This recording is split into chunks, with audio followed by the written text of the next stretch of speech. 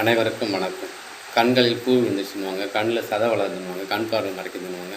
இதெல்லாம் குணமாக சில எளிய வழிமுறைகள். இதனால் கண் பார்வை நல்லா தெளிவடைஞ்சிருக்கு. நிறைய பேருக்கு சொல்லியிருக்கேன். காட்டு முள்ளங்கி சாறுன்னு ஒன்று இருக்குது. காட்டு முள்ளங்கி சாறு கண்ணில் சாறை எடுத்து 2 சொட்டு டெய்லி விட்டுன்னு வந்தீங்கன்னா கண் பார்வை நல்லா தெளிவாகும். கண் குறை சரியாகும். கண்ணில் பூ விழுந்து வெள்ளையாக இருந்தாலும் கண் பார்வை மறைச்சிருந்தாலும் கண் பார்வை நல்லா தெரியும்.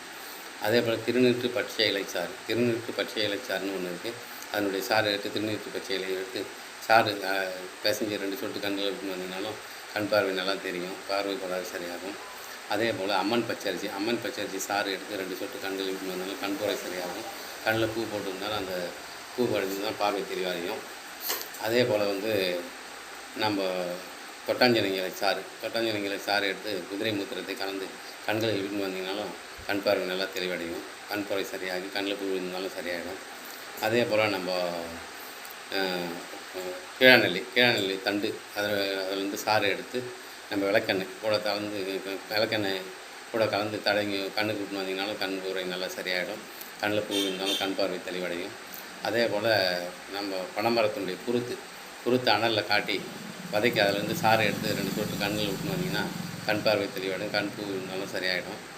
அதே போல் தினமும் பொன்னாங்கண்ணி இலை அதனுடைய தைலம் தயாரிக்கணும். தேங்காய் எண்ணெய் விட்டு பொன்னாங்கண்ணி இலையை போட்டு அதை சாறு எடுத்து அந்த தைலத்தை கடைக்கு தேய்ச்சி குடிச்சிங்கன்னா கண் பார்வை சரியாயிடும். கண் பார்வை சரியாயிடும்.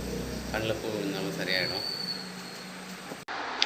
அதே போல் காசநோய்னா இருமல் சளி இருக்கும் 2 வாரத்துக்கு மேலே, அதனுடைய தாக்கம் அதிகமாக இருக்கும். அது என்ன பண்ணணும், ஆடாவதி பூவை தேனில் கலந்து சாப்பிட்டு வந்தீங்கன்னா சளி இருமலும் குறைஞ்சிடும். காசநோயுடைய தாக்கம் குறையும். அதே போல் வில்வ இலைச்சாறை தேன் கலந்து சாப்பிட்டு வந்தீங்கன்னா காசநோய் குணமாக வாய்ப்பு இருக்கிறது. அதே போல் தினமும் ஈஸ்வர முள்ளங்கி சாறுன்னு இருக்குது. ஈஸ்வர முள்ளங்கி அதனுடைய சாறு எடுத்து சாப்பிட்டு வந்தீங்கன்னாலும் ஓரளவுக்கு நம்ம காசநோய் குணமாகும். காலமிஸ்திரி இலைன்னு ஒன்று இருக்குது. அதனுடைய சாறு எடுத்து சாப்பிட்டு வந்தீங்கன்னாலும் காசநோய் குணமாகும். அதே போல் துவரை இலையை கசாயம் செய்து குடிச்சுன்னு வந்தீங்கன்னாலும் காசநோய் குணமாக வாய்ப்பு இருக்குது.